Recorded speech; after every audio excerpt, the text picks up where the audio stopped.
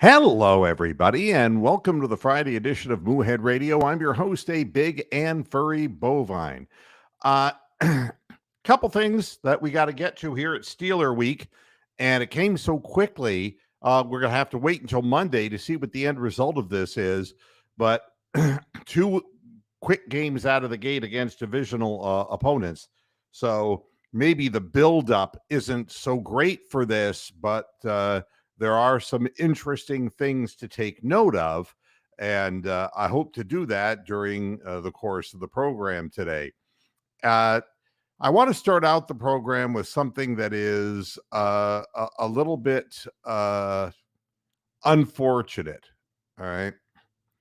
And the game from last night, the reaction of some Minnesota Vikings fans to Alexander Madison, which were racist in nature on social media. And I don't want to get into this and stand on a soapbox about that kind of language, because to be very honest with you, if people continue to do that, that's what they're going to continue to do, no matter what I think, no matter what you think or anybody else thinks. At the same time, what I'm more interested in is the psychological reaction that players have to this type of thing. It's really more difficult than ever with all the distractions surrounding athletes, and especially the internet, not to mention nightlife, groupies, hangers-on, entourages, and all the trappings of money and fame. But to end up having people get into your head, in essence, and having to stay off of social media, or else you run into what Alexander Madison ran into, which is an unfortunate thing. 28 yards for 8 carries, but he lost a first quarter fumble. And the messages that were sent to him, I will not repeat. But just remember this, that when we talk about Cade York and we talk about what's in his head, this is what's in his head. A group of people who think they're part of the goddamn game. These fans who think that they know more than everybody else, and they can snap their fingers and solve problems when problems are a mile deep. This is the problem. People trying to place themselves in the middle of the game. And it's unfortunate, and there's no damn good reason for it. And as far as I'm concerned, I feel for the players, because nobody wants to drop a football on the ground and commit turnovers. Nobody wants to do that. But let that be enough said about that. If you're just waking up, Juan Thornhill will return. He was limited in practice today, but back on the field. He sat, out of the last game. He wanted to play in the last game, but they said, no. But he returned to practice today for the first time, and he suffered a calf injury, so we know it's a soft tissue injury. Thornhill tested the calf before the game last week. It was a no-go. Basically, Jim Schwartz said, give him another week. We give him another week. But now it looks like with the Monday night football game that he's going to be back, and that's going to help our deep secondary and our safety crew that much more. So that's good news, because we got to go up against George Pickens and that group of people. So, and with Grant Delpit playing so well right now, and if we can get Thornhill healed and playing, that will help the back end, and that will take a little bit of the pressure off of our three cornerbacks, in essence, so that we can mix and match defensive strategies, because we're not going to be doing the same thing against Pittsburgh that we did against Cincinnati. In addition to Juan Thornhill, two other Browns defenders returned to practice today. Maurice Hurst II, which is great backup defensive line. He's suffered a hamstring. And Shelby Harris, he might have not an Achilles tear, folks, but a sore Achilles tendon. However, Siaka Ika was absent. He wore a walking boot in his right foot. And so he stayed in the locker room. Jedrick Wills was also limited with a foot injury. This sounds all too familiar to us. He had x-rays after the Bengals game. That came up negative. Kevin Stefanski said he was okay, but apparently the injury lingered. And I'll just remind people at how long his ankle injury lingered last year. And there gets to be a point where you wonder, this is a hurting game. And if you can't play hurt, you can't play at all. So we'll see what happens come game time, whether Jedrick Wills is even on the field or not, because I remember all too well what happened last year. And I've never seen anybody not recover, allegedly.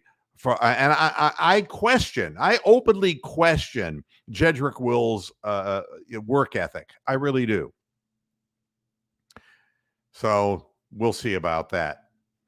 And another interesting thing, the Ravens, 4 starters will be out against the Bengals, which is good news from one perspective, because the Ravens have already won a game and the Bengals have lost, and this is a home game for the Bengals. The Ravens have revealed how shorthanded that they're going to be against the Bengals. Offensive tackle Ronnie Stanley with a knee, Tyler Linderbaum, the center, with an ankle, cornerback Marlon Humphrey with a foot, and safety Marcus Williams with a pectoral issue.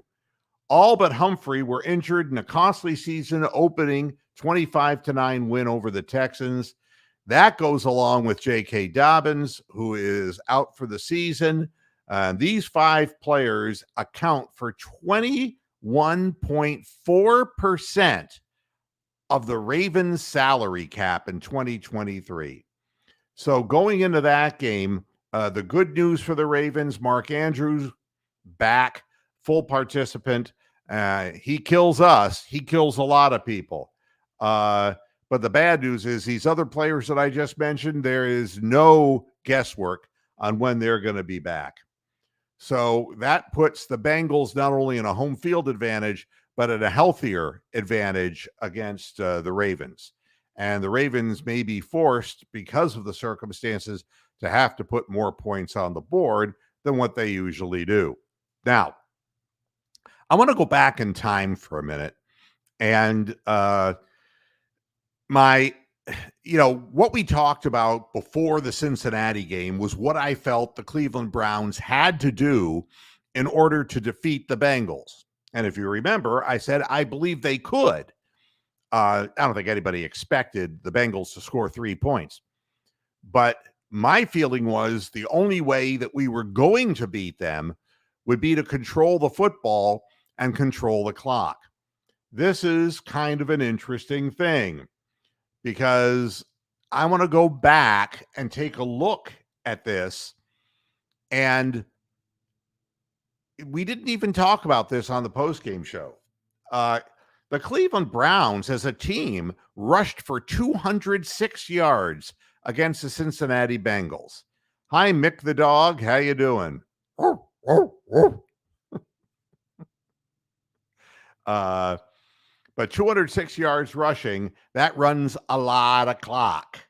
And so while everybody's saying, well, Deshaun Watson didn't look very good, the fact of the matter is, by the end of the football game, the last touchdown that we scored, the pass to Harrison Bryant, and I've watched the game again, the pass to Harrison Bryant, the Cincinnati defense was gassed. They had, in the previous 2 plays, given up, large, amounts of chunks of real estate to the Browns running game, as the Browns were getting literally right to the goal line. 2 successive runs by Nick Chubb, one that garnered a first down at about the 4-yard line. The next one ran it to the 2, and they were just exhausted. And, I think at that point, that was shortly after the Bengals quit with 6 minutes left of the game. And I do want to point that out too, because tough guys don't quit. But Zach Taylor pulled the plug on the team. They quit with 6 minutes left of the game. They quit. Now, that's something that we talk about in Cleveland when our players quit. But when your coaching staff quits, hey-oh, and you're going to tell me that Zach Taylor is a great coach. Don't tell me that Kevin Stefanski is, but don't tell me that Zach Taylor is either. All right. Yep. And the Steelers do have, two major injuries between Hayward and Deontay Johnson. We'll talk about that in just a moment. But I thought that the game plan, the way it turned out with the weather, it made it even more essential. But the Browns controlled the clock, and by getting their running game going, that just literally ended things for the Bengals, and it made them say, "Mommy." All right. So, what do we have to do this time around? Because no 2 weeks are the same, and we're playing a very different opponent. The Cincinnati Bengals, what was to be feared was T. Higgins and Jamar Chase and the downfield passing game and, the Irv Smith acquisition and throwing to the tight end and Joe Burrow's ability to get the ball down the field and put points on the board. That was what was really foremost in everybody's minds. Pittsburgh Steelers, we cannot say the same thing. The Steelers are a game who will do exactly the same thing that we did last week. They're going to try to dominate the line of scrimmage, both offensively and defensively. They're going to try to get a running game going to run as much clock as they can. And they're going to try to get the Browns into third and long situations and get turnovers from mistakes made by a throwing quarterback who is in too many third and long situations. Another thing that the Steelers proved last week, and which has always been the case, they can't come back in larger scoring games. And we should know that, but going back to the Baker Mayfield days in the playoff game, that they fell behind 28-0 so quick, and they did score points as the game continued, but they were never going to be able to get back into that. They're a team that really wants to control the flow of the game and to really force you to try to take chances because they're even or slightly ahead of you, and that keeps their defense basically in your face. And if they get you out of there 3 and out, it gives them more opportunities to beat up on you. They're a very physical football team with a head coach who really believes in physical football. So it's going to be a very, very different scenario for the Cleveland Browns. I found an interesting statistic because, all of the bad news that you could get out of this, and Monday Night Football, the last 20 games, Pittsburgh's 20-0. I mean, they've just dominated Monday Night Football. And against the Browns, it's been really ugly. They've been beating us like a redheaded stepchild. But the one thing that shows up in the games that the Browns won, which were like 3, Nick Chubb ran for over 80 yards. If he runs for under 80 yards, it's an instant loss. Because if you can't get a running game going against the Pittsburgh Steelers, then you're forced to throw the ball. And then Minkah Fitzpatrick and that group of people will pick balls off. They'll strip receivers, whatever they need to do to get the turnovers. And this is the repetitive thing that's happened to the Cleveland Browns playing in Pittsburgh over the years. And we all know about that.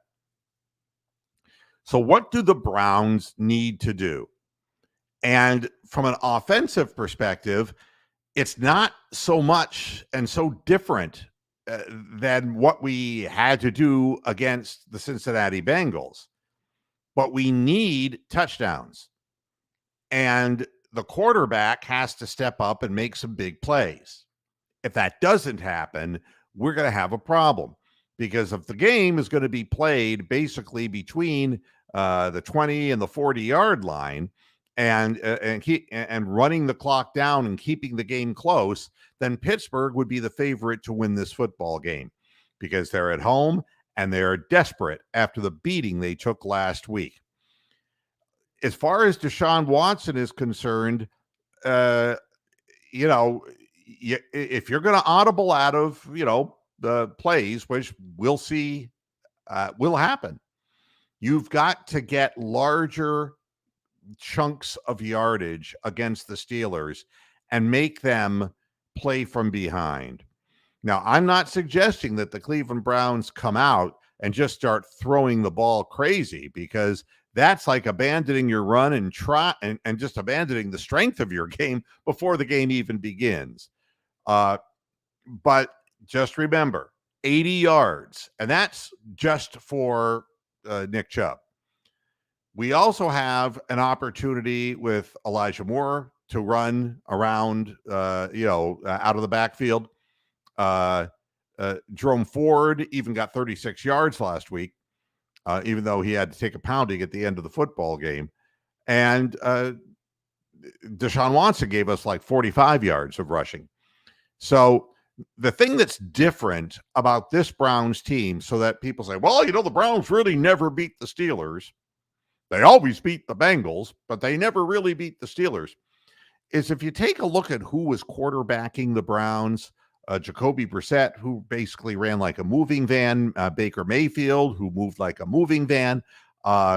There wasn't legs out there on the field at the quarterback position that could take off and make the Steelers pay, in essence, for what they're doing, sticking to men so close downfield. If Deshaun Watson can get past the line of scrimmage into a little open area and just run the ball out of bounds and get 6-7 yards, that is a good way to tire out the Pittsburgh defense. Now, the other thing everybody's talking about is DeJuan Jones, and how is he going to stand up against Watt? And it's a tough thing. A guy who's 6'8" and 360 pounds doesn't have what they call the bendy game. He's a guy who wants to use his length and it's kind of like a guy like Tyson Fury, who can't box to save his soul. Don't tell me that he's good. He sucks. But the bottom line is he's just so long, and he's weighty. I would even say he's in good condition, but carries weight, that he can keep you away with a jab, and he can push you off and lean. He leans on people more than anybody I've ever seen in my life, and that tires people out. That's what DeJuan Jones wants if he's up against a pass rusher, is a guy who's maybe a power rusher, and power against power, maybe the bigger man can win. The problem with being a rookie in this instance is he just doesn't have the experience, and he has no idea what he's going to be seeing in front of him. And this is what's going to make this very difficult for him, because Watt does not go through people. He is very much like Myles Garrett. He could be a rubber man and just bend. And the big man, just at 6'8", 360, doesn't bend with him. And it's like, you saw what Myles Garrett does. He goes around a corner like a sports car. Same thing with Watt. So that's going to be a big part of what we can and can't do. The other part is Jedrick Wills, who usually grades out pretty good on running games, but passing protection, not so well. But if he comes up saying, oh, my ankle hurts, and we have to go to the bench for that position, it's going to make life a lot more difficult for us against the Steelers. And that would be as significant an injury as any, because our offensive line backups, I mean, then you're back to talking about Michael Dunn and people of that nature. It's going to be a difficult time for the Browns if that happens. So what I can tell you is there has to be a mix in this game. There has to be an element that tires out Watt. And that means you got to run at him. If he's going to do that bendy shit, and he's going to try to get around by sheer speed, maneuverability, and agility around DeJuan Jones, got to run the ball right at him. And let him use up his energy, and let him use up whatever built-up strength that he has, and wear him down. And I think that becomes very, very important. So you got to keep an eye on the running stats. And I don't care who gets the yardage on the ground, the Browns are going to have to run that football for in the neighborhood of 140 yards in this game in order to really do what they need to do. And the other thing that is interesting is I don't know what the weather is calling for on Monday in Pittsburgh. Maybe somebody could look that up. That's something I didn't get a chance to do before I flipped this thing on. But how you throw the football, where you throw the football, and whether you can beat somebody downfield becomes really important. And double P, that's one way of doing it. But decoying is another way. All right.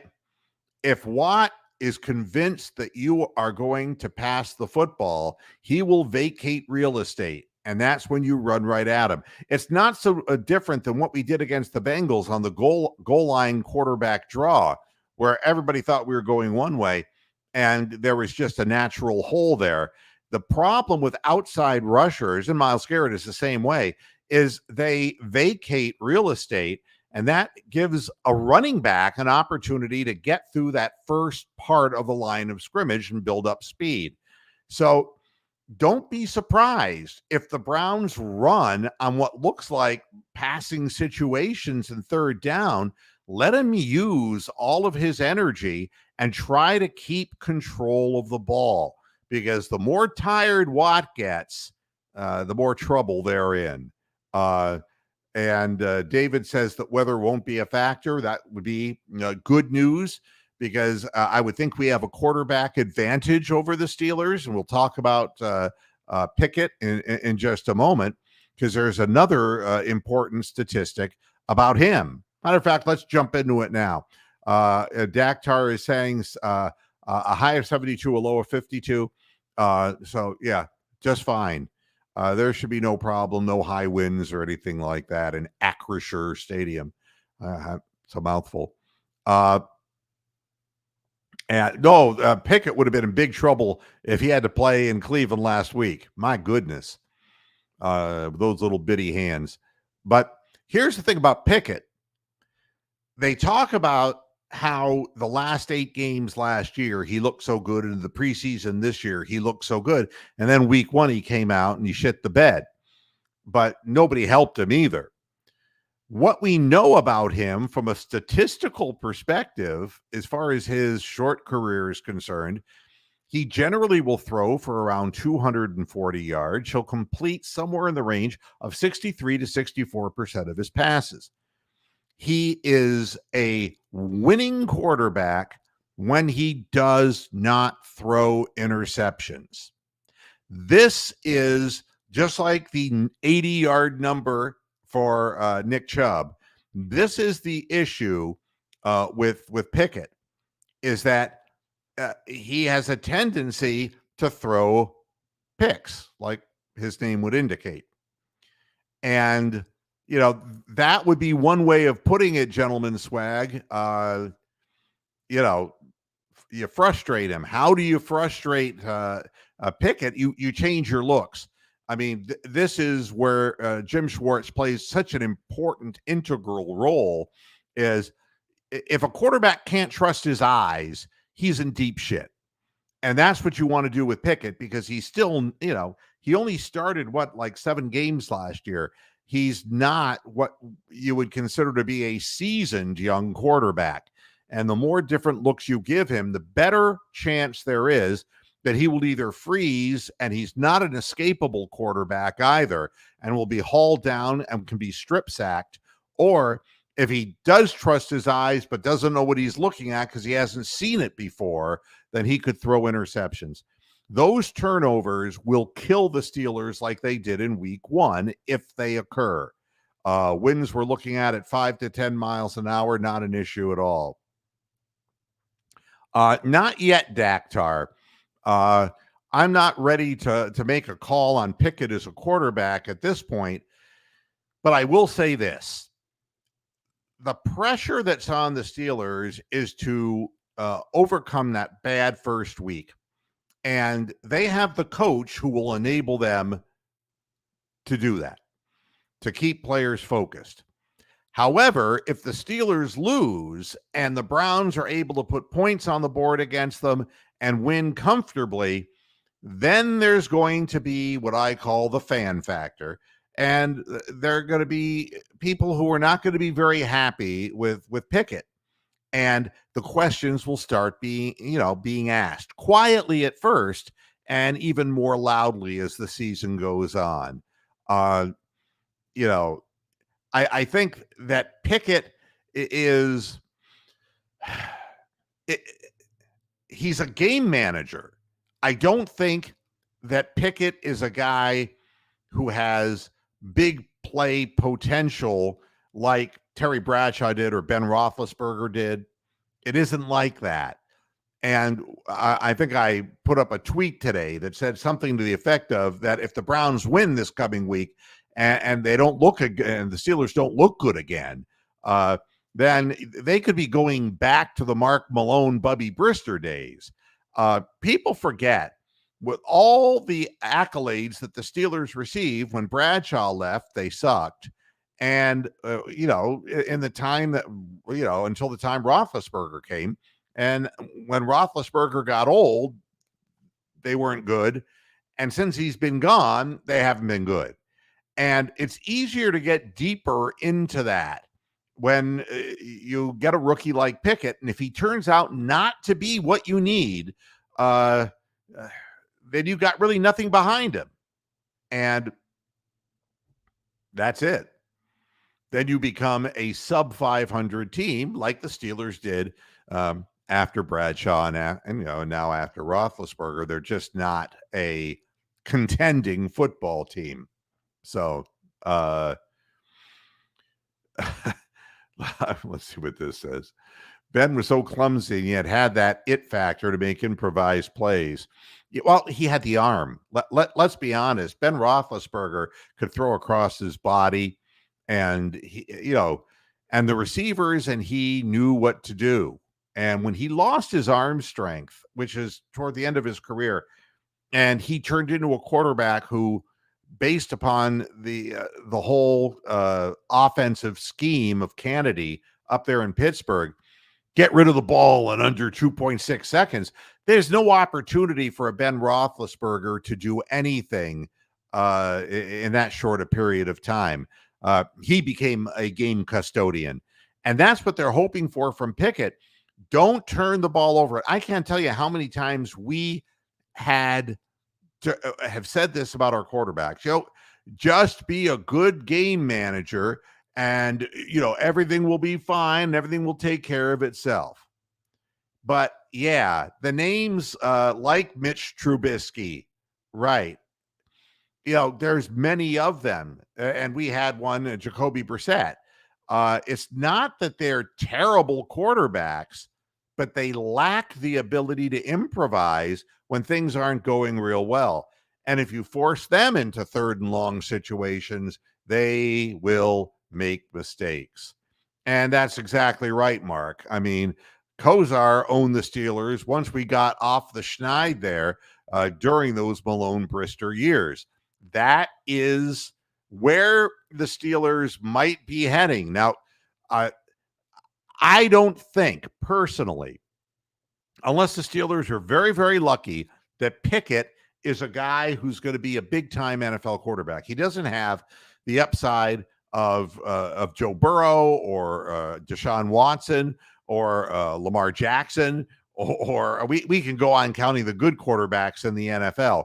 He's got to play a clean game. And there's pressure on somebody who knows they have to play a clean game, especially if the defense in front of him confuses him. So that's I wanted to point out to Steeler fans as well. They're talking all kinds of trash about Deshaun Watson being a sexual predator, and Ben Roethlisberger was a known sexual predator. So I don't really, Roethlisberger went to Miami of Ohio, as I did, not at the same time. but Roethlisberger is not a savory person.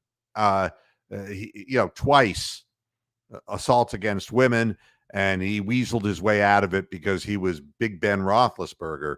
But the bottom line is what he was accused of doing and managed to settle without having to go through the publicity at the time was far worse than what Deshaun Watson was accused of. So, let's not make this a character issue. This is all about what happens on the field. A lot of talk about the two plays that Deshaun Watson and Marquise Goodwin missed on. It really bothered me because I swear that ball went through Goodwin's hands, and they did analyze the play. And the bottom line was, I know that he was streaking open and the ball was thrown too late. That I know. And it allowed the defensive back to get back into the play. However, when they both went up for the ball, it didn't look like anybody got their hands on the damn thing. So, Goodwin is a streaker. He goes down the field and he's fast. He's not going to, really fool the hell out of you as far as intricate patterns. That would be Amari Cooper. That would be Donovan Peoples-Jones. That would be, we have guys who can get that done. Elijah Moore is really good in small spaces as well. Yeah, and I agree, Mick. I don't use the word sexual predator because we don't know anything more about the women who accused him, and you're never going to know because there was a settlement, they got their money, and they shut their mouths. I wonder if they're still claiming to be physical therapists when they have no licenses and advertising massages on Instagram. I'd be very interested in finding that out. And no doubt, Radu, that, especially if Pickett doesn't pick it up real quick, they're going to be in the market. And that is not an easy thing. You might have to wait 2 or 3 drafts. And it's what happened to them when they got Roethlisberger and Roethlisberger fell into their lap.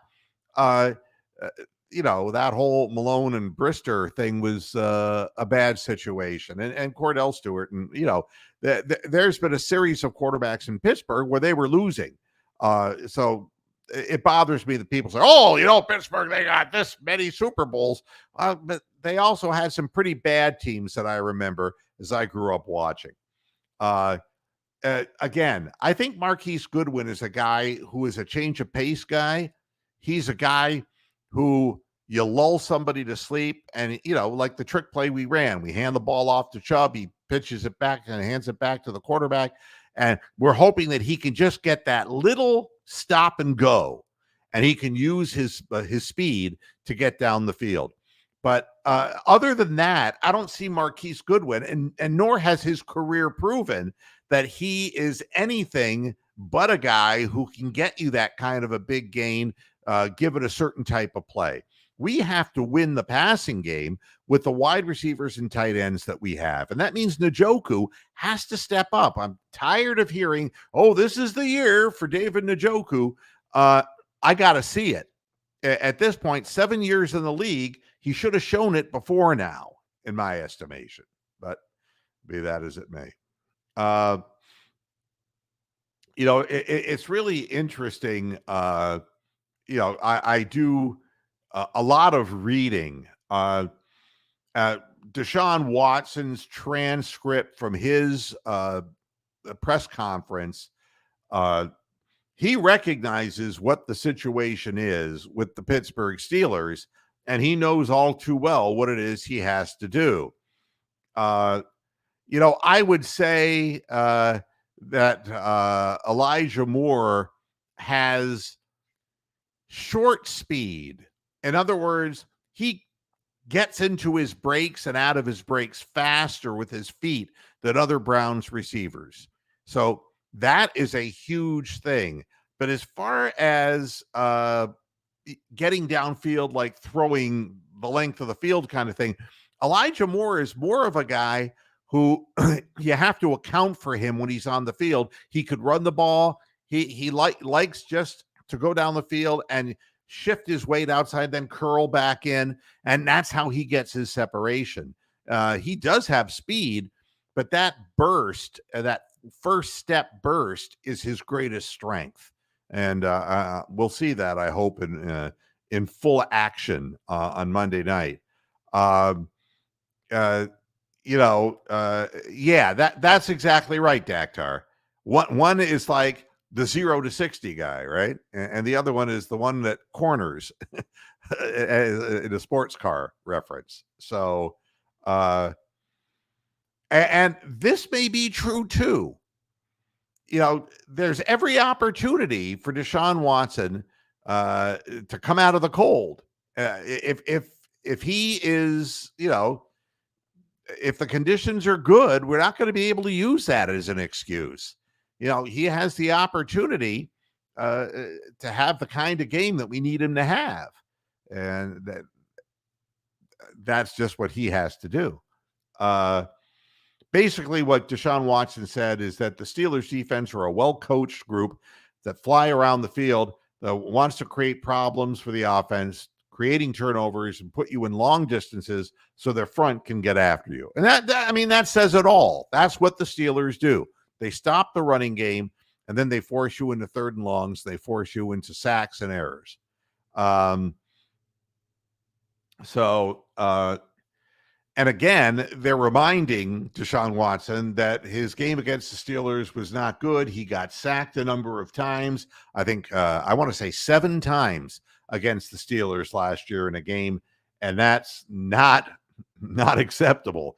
So again, if you keep putting him in that situation, though, he's either going to have to beat the pass rush by getting rid of passes and really focusing on his targets quicker, and be better with his eyes as well as his legs.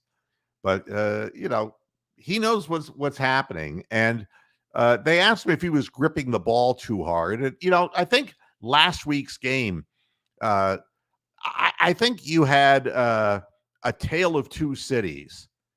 You had Joe Burrow, who was not clutching the ball hard. It was just flopping out of his hand. And it looked like he was trying to shot put passes because he couldn't release the ball. The ball was sailing on him, going all over the place.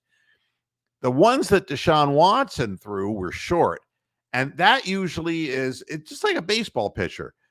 Release point is everything. And if you hold on to the ball too long because you're gripping it too hard, it's going to start going down. And there were passes that were literally a yard or two short from his receivers. It'll be interesting to see whether we continue to see that, because Amari Cooper was open on one set down pattern. David Bell was wide open on a set down pattern and dropped the ball. There will be seams to work with if you can get rid of the ball and if your primary receivers are open. The problem becomes if you're run out of the pocket, just the omnipresent Watt being there. And you can't worry too much about one matchup, but we'll see how the rookie does. DeJuan Jones has, nobody is expecting perfection from this young man, but this is how you grow and this is how you learn. And he's been thrown into this, and we'll see. We'll see what happens. Stefanski spoke to the press as well, and naming Minkah Fitzpatrick specifically as saying that he's as good as anybody, and the physicality of the team. He knows. And that Cam Hayward, you don't replace with one person, Stefanski said. They have multiple guys, and it's, they're going, hoping that depth carries them at that position. The other name we're not talking about because we're so focused on TJ Watt is Alex Highsmith.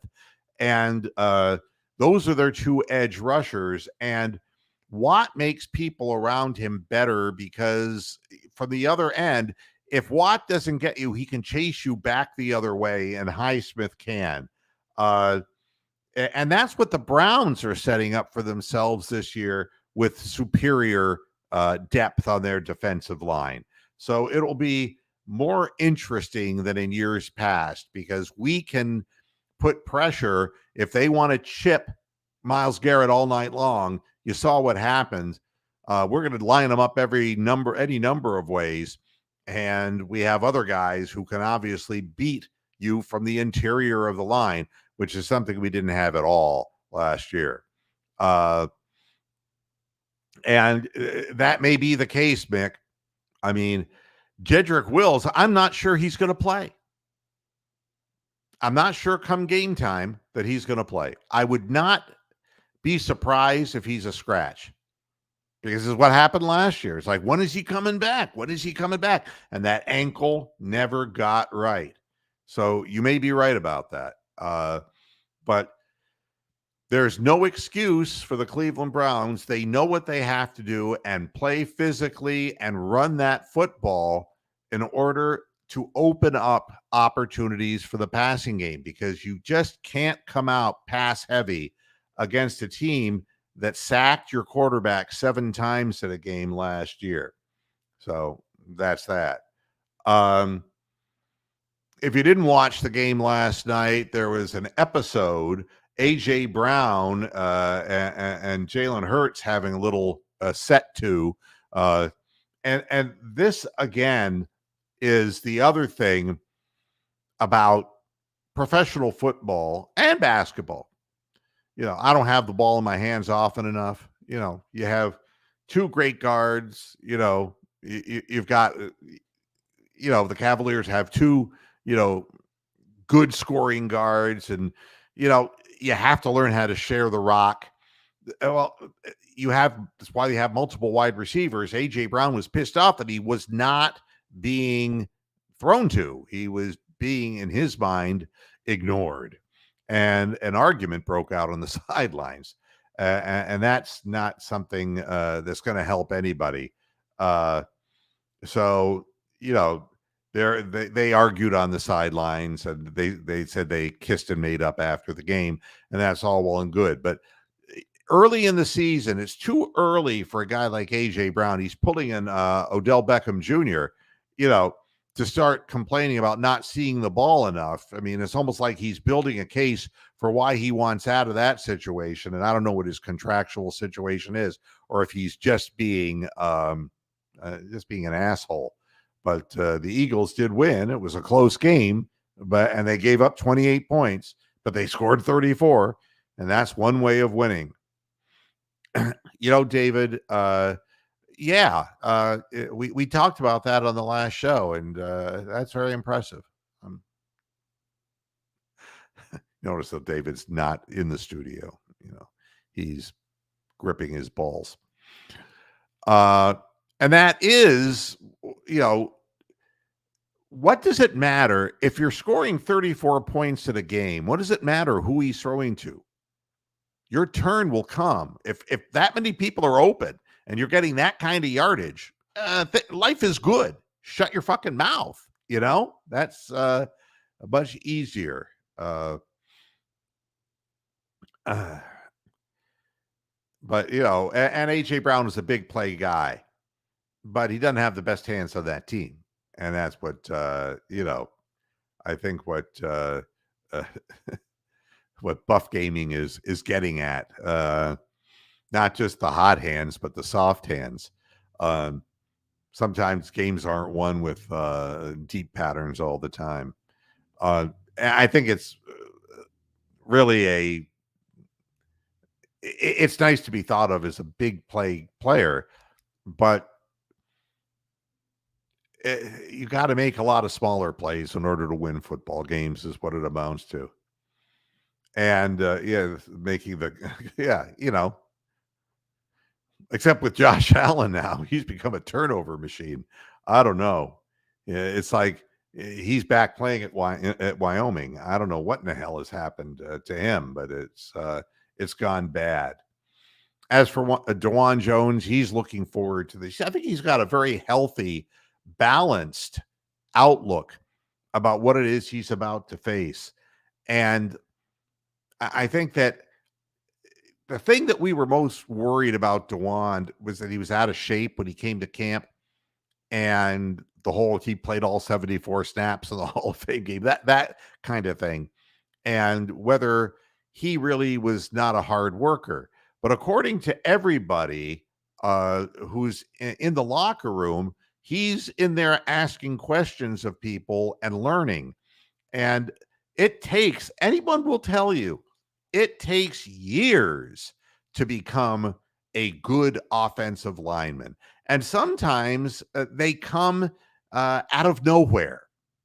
And the Browns have had, and I'll use Wyatt Teller as a great example.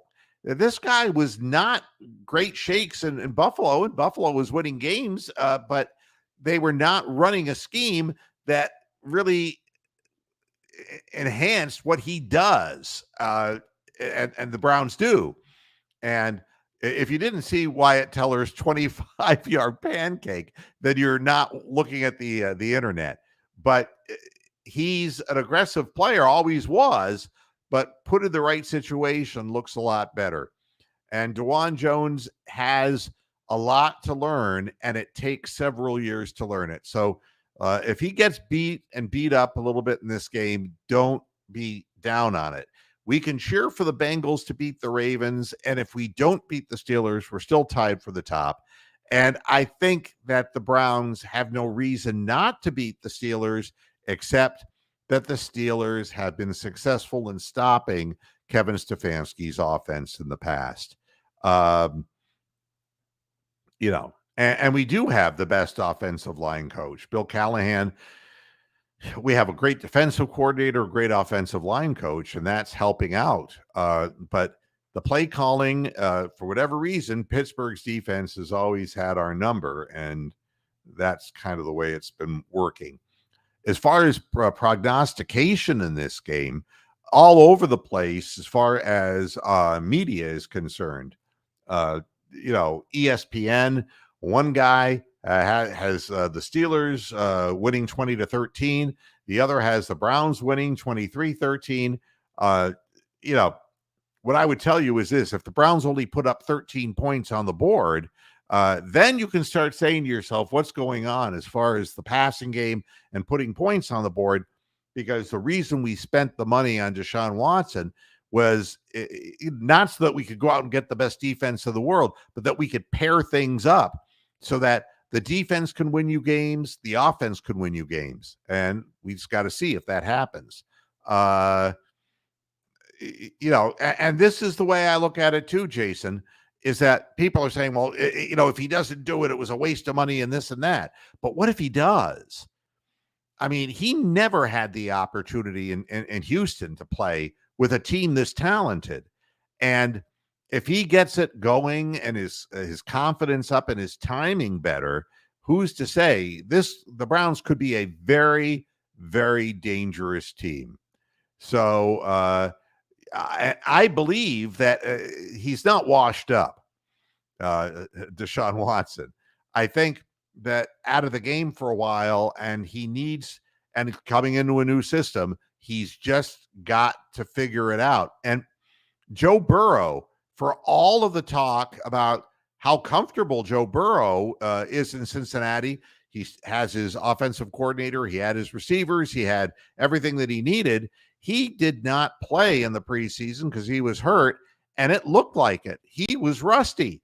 His timing was terrible. He was just lobbing the ball up in the air, and there was no chance for the receivers to run underneath them in most of those occasions. So, again, that's being out for a preseason. Deshaun Watson was out for 2 seasons complete. I mean, he missed a ton of games. So it comes back, but it comes back maybe a little more slowly because everything is sight reading and everything is being able to adjust and adapt. And he's going to need to do that. But so that's how ESPN sees this as a coin flip game. And now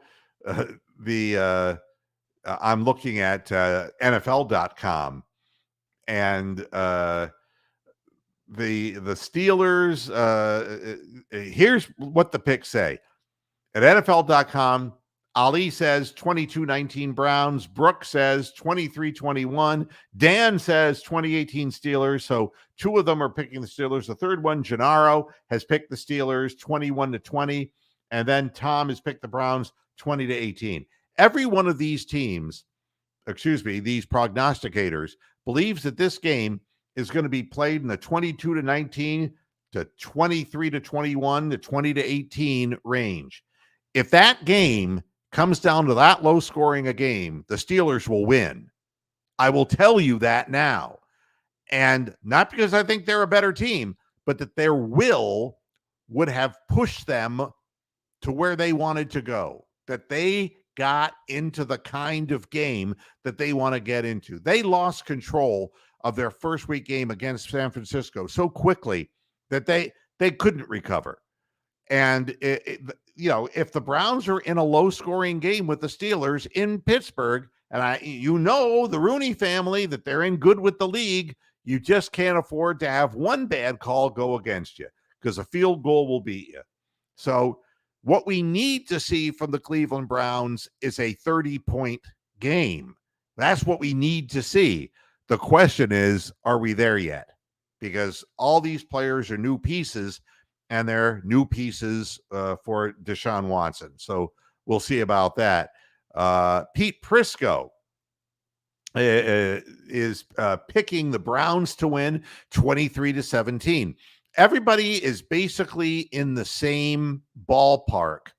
And the way the Browns hit 30 points is if Kenny Pickett starts throwing picks. That's the deal. If he turns the ball over, whether he strip sack, fumbles the ball, or throws interceptions, that's how we get short fields. That's how we have a chance to score 30 points against that Steeler defense. So, but a lot of people picking this game very close, and I can't say I disagree with them.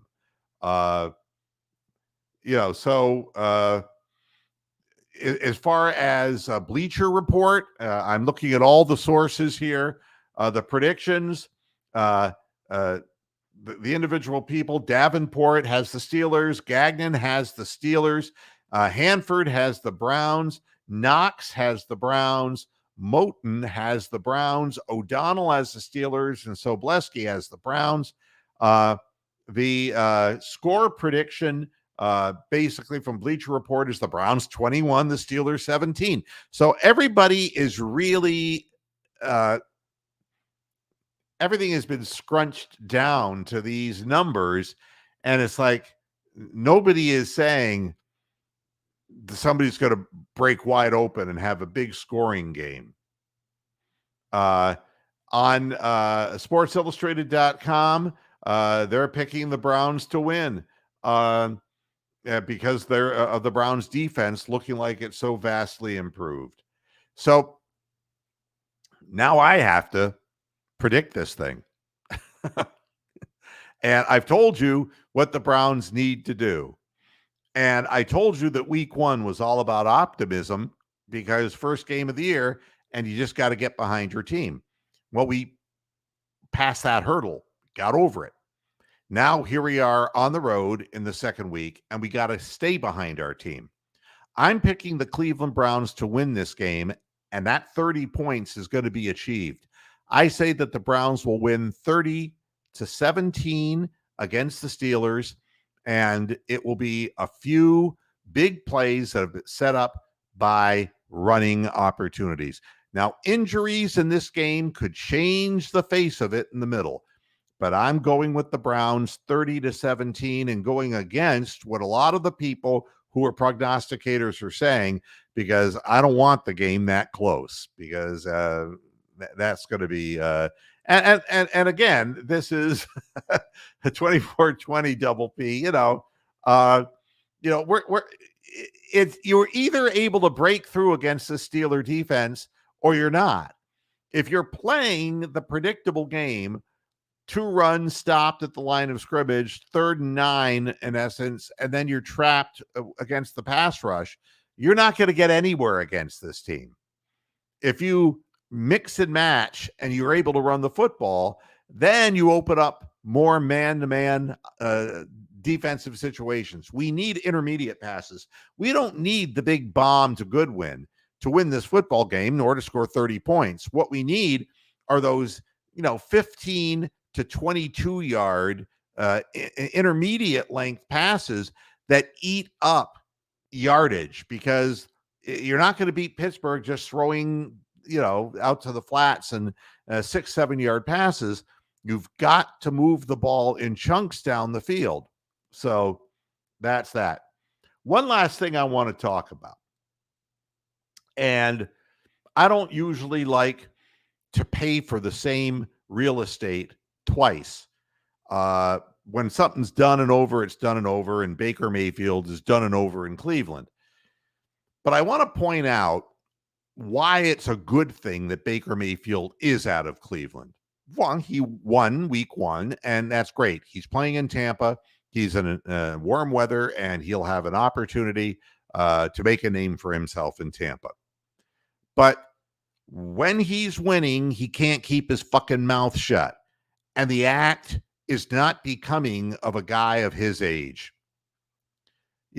His get your fucking weight up, little boy, when he stiff-armed a defensive back on a 5 or 6 yard scramble, is the same crap that I saw him pull in Cleveland.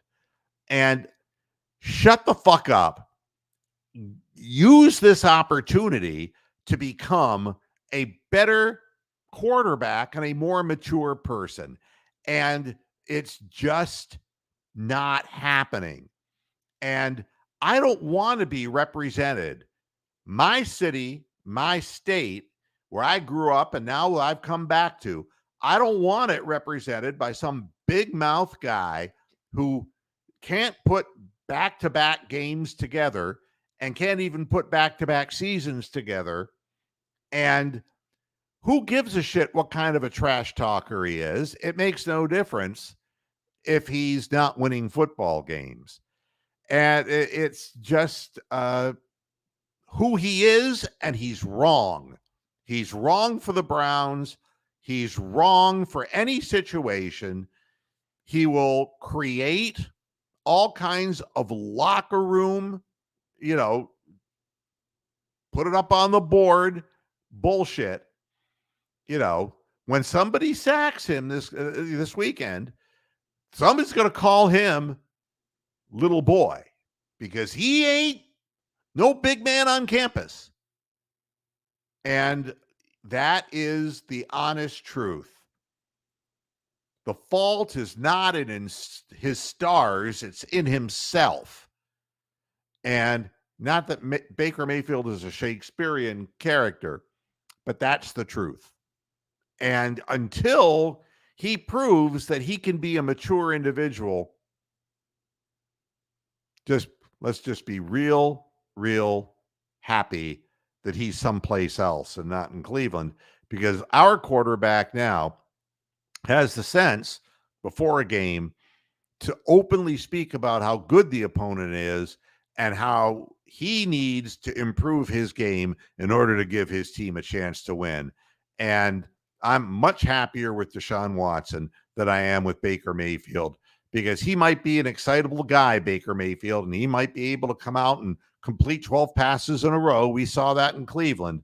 But if you can't do it week in, week out, and you can't keep your mouth shut, and you're giving literal locker room fodder to the opposition virtually every week, and if you refuse to come out of games when you're hurt, grow up. That's it for me. You're not going to see me again until halftime on Monday. I'm not doing a post-game show because it's too damn late.